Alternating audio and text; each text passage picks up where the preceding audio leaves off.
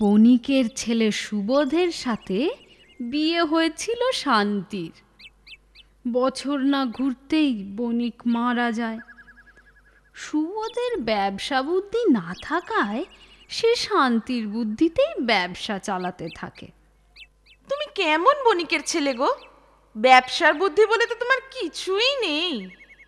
আগে নিজের বুদ্ধিতে কি আর করলুম বলো, সবই তো তোমারই বুদ্ধি।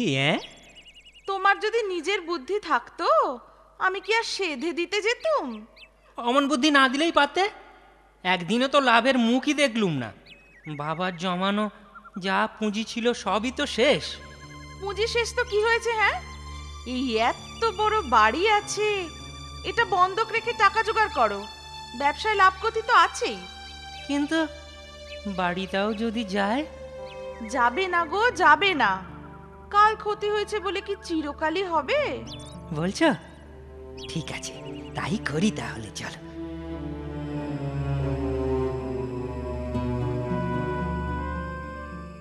হ্যাঁ গো, কত টাকা পেলে গো বাড়ি বন্ধক দিয়ে? তা কম নয়। কিন্তু রাখলে কোথায়? আরে বাবা, বাঁচলে তো রাখবো। মানে? মানে আর কি, রাস্তায় পাওনাদাররা ছেঁকে ধরলো, একে একে সবাইকে দিয়ে, তাও পুরো টাকা শোধ হয়নি এখনো, জানো? এ কি আহাম্মুকে কাণ্ড ঘটালে তুমি বলো তো? পুরোটা দিয়ে দিলে? আরে বাবা, পুরোটা দিতে পারলুম কই, এখনো বাকি আছে। তোমার গয়না গাটি বাড়ি সব বেচে দিলে তবে যদি শোধ হয়। এখন গয়না বাড়ি সব বেচতে হবে? এই সব হয়েছে তোমার মোটা মাথার জন্য। হায় হায় হায়, এখন কি হবে গো? কি আর হবে, দেশের বাড়ি গিয়ে থাকতে হবে। হায় ভগবান, বিয়ের পর থেকে একদিনের জন্য শান্তি পেলাম না। আরো চাই, আরো বেশি লাভ চাই, সেই দোষেই আজ এদিন দেখতে হলো, জানো? ও, এখন সব দোষ বুঝি আমার? না না না না, তা কেন হবে? সবই ভাগ্যের দোষ। এখন দেশের ভিটেই চলো, সেখানে গিয়ে যদি ভাগ্য ফেরে। চলো, দেরি না করে তবে কাল সকালেই রওনা দিই। হ্যাঁ, তবে কাল সকালেই রওনা দিই। হ্যাঁ, সেই ভালো। এটাকে তুমি বাড়ি বলো? এটা তো একটা কুঁড়ে ঘরের মতো, ছোট্ট ছোট্ট ঘর। সে যাই হোক গে, ঘর তো হলো। বউ, খাওয়া দাওয়া চলবে কিভাবে? সে দায়িত্ব তো তোমার। আহা বউ, সংসার কি আমার একার? আচ্ছা, আসার পথে কাছেই তো জঙ্গল দেখলাম, যাও তো সেখান থেকে কাঠ কেটে আনো। যদি শুকনো গাছ না পাই? তরতাজা সবুজ গাছে কেটে আনবে। গাছ মরে গেলে শুকোতে আর কতদিন লাগবে? হ্যাঁ, তখন হাটে বেচে অন্তত বেঁচে থাকার পয়সা এনো, তাতেই আমি কৃতার্থ হব। ঠিক আছে, তাই হবে।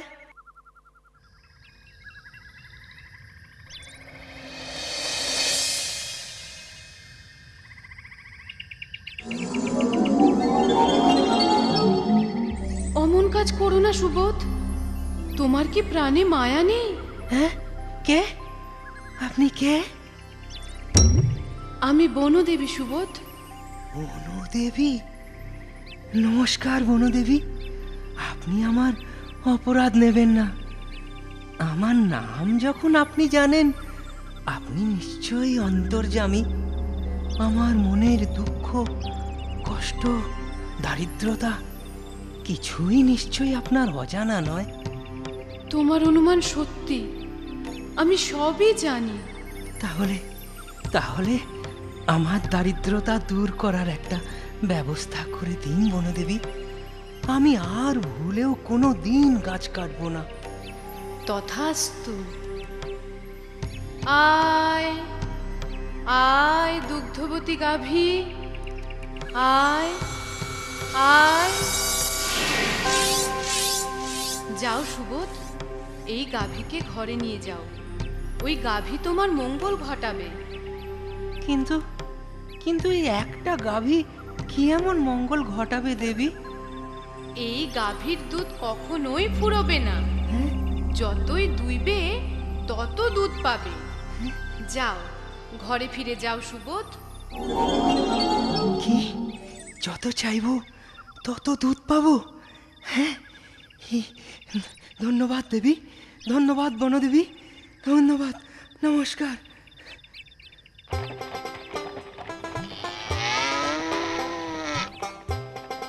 শান্তি, শান্তি, আহ, চেঁচাচ্ছ কেন? যেন রাজ্য জয় করে এসেছো। হ্যাঁ, এ কি? কাঠ কোথায়? কাঠের আর দরকার নেই। মানে এই যে বনদেবী গরু দিয়েছেন, বলেছেন এতেই আমাদের মঙ্গল হবে। একটা গরুতে কি আর মঙ্গল হবে? ওহ, তুমি যেমন আহাম্মক ছিলে আজও তাই থেকে গেলে। না গো না, এ যে সে গরু নয় গো, কামধেনু বলতে পারো। কামধেনু? হ্যাঁ গো হ্যাঁ, বলছি। ও মা, তাই? যত চাইবো তত দুধ দেবে? দেবে, হ্যাঁ, তবে চাইলেই দেবে না, দুইতে হবে। তাই দুইব, তাই দুইব। আমি দুধ দোয়াবো আর তুমি হাটে গিয়ে বেচবে। হ্যাঁ, হ্যাঁ, সেই ভালো, সেই ভালো।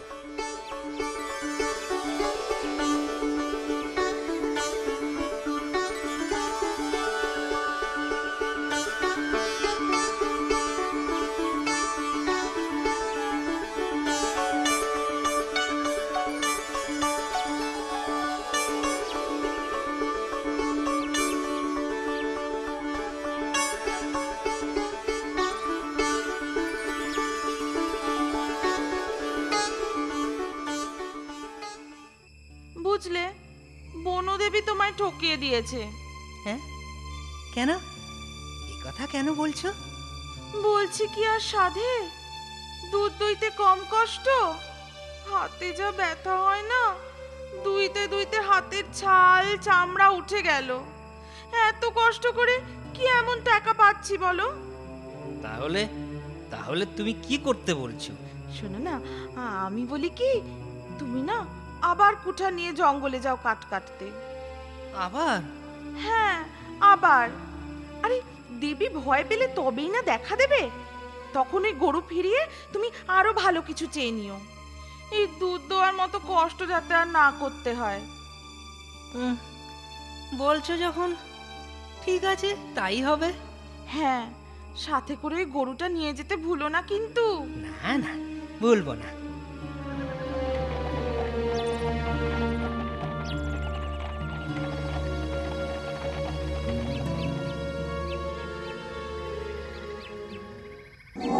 এ কি সুবোধ, তুমি আবার এই পাপ কাজ করতে যাচ্ছ কেন? আগে আমার অপরাধ মার্জনা করবেন দেবী। এই দুগ্ধবতী গাভীতে আমার স্ত্রী সন্তুষ্ট নয়। কেন?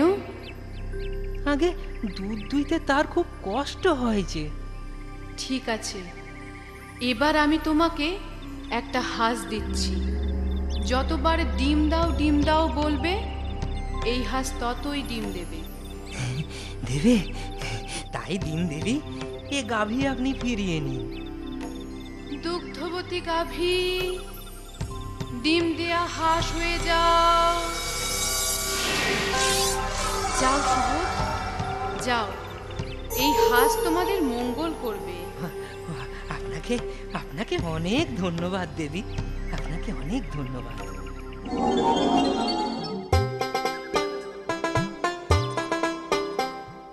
ডিম দাও হাঁস, ডিম দাও। বাহ, এ তো সত্যি সত্যি ডিম দিচ্ছে গো। হ্যাঁ গো, সবই বনদেবীর কৃপা।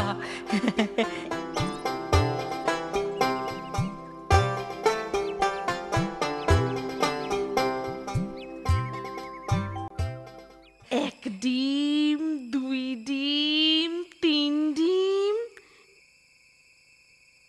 ডিম কোথায় গো? এ তো ট্যাকা।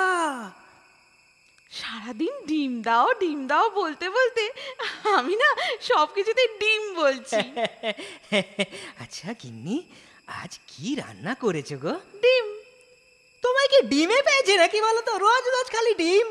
জীবনটাই কেমন ডিম হয়ে গেল গো। বুঝেছি, তোমার তার মানে এখন হাঁসেও পোষাচ্ছে না? কি করে পোষাবে? 1000টা ডিম পেতে 1000বার ডিম বলতে হচ্ছে। মুখ ব্যথা হয়ে গেল, গলা ভেঙে গেল, আর পারি না বাপু। হ্যাঁ গো, বলো গো। ডিমটা তুমি ফেরত দিয়ে অন্য কিছু চাও। আবার ডিমটা নিয়ে যাও ডিম কাটতে। কি বলছো? আমি তো কিছুই বুঝতে পারছি না। ডিম দিয়ে ডিম কাটলে মানে?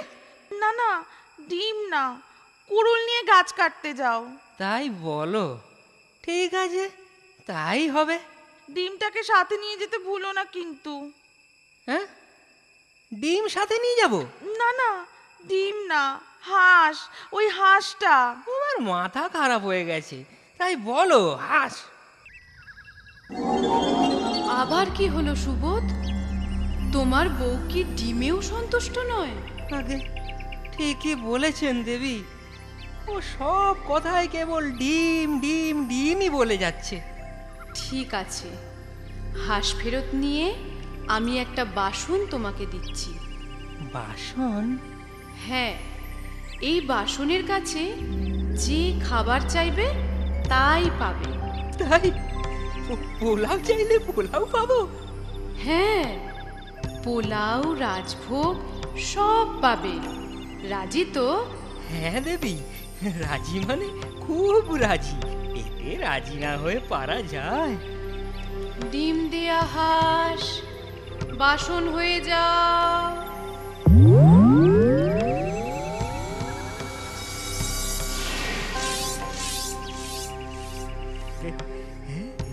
যাও যাও সুবোধ, এতেই তোমাদের দুঃখ দূর হবে।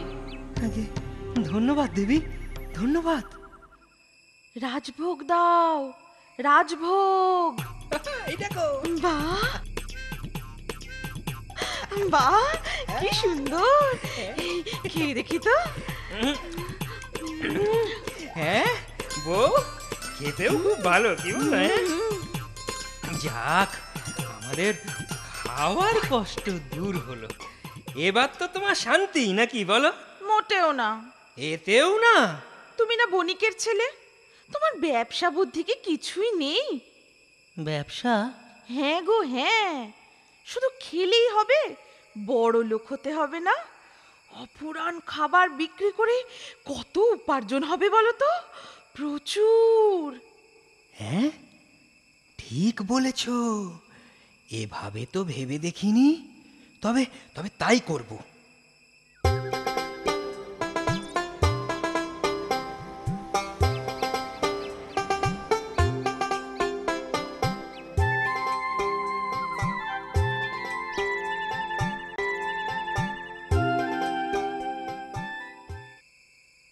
শেষমেশ থালাটা তোমাকে চাকর আর আমাকে ঝি বানিয়েই ছাড়লো। কেন?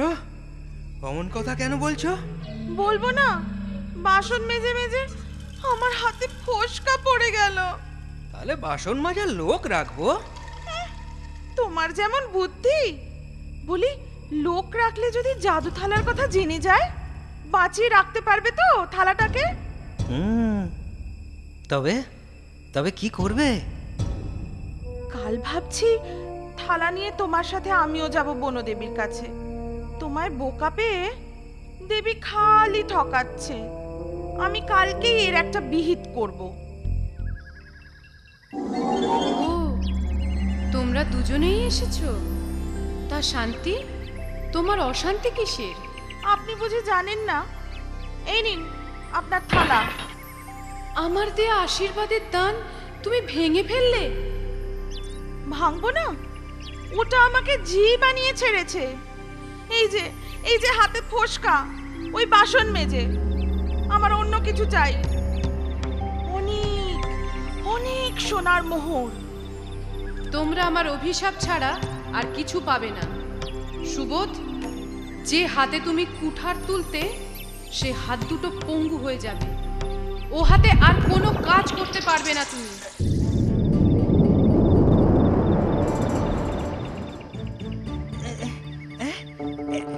এ কি করলেন?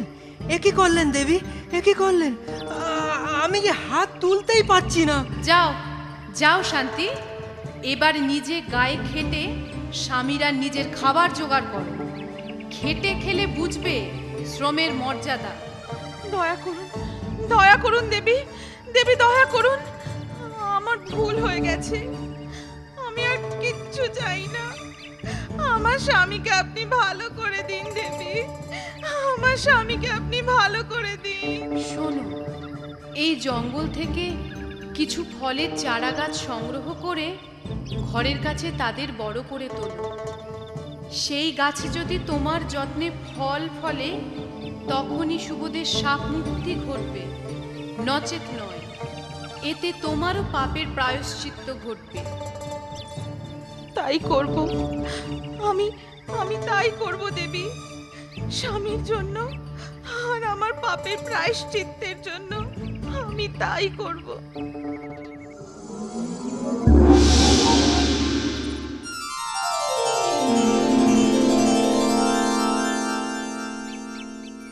দেখো দেখো চেয়ে দেখো, আমাদের গাছে কি সুন্দর ফল ফলেছে।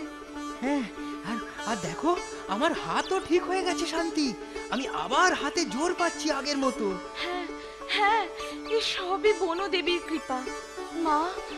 মা গো। জয় মা বনদেবী, জয় মা। বনদেবীর কৃপায় স্বামী সুস্থ হওয়ায় শান্তি বনদেবীর প্রতি তার কৃতজ্ঞতা প্রকাশ করে।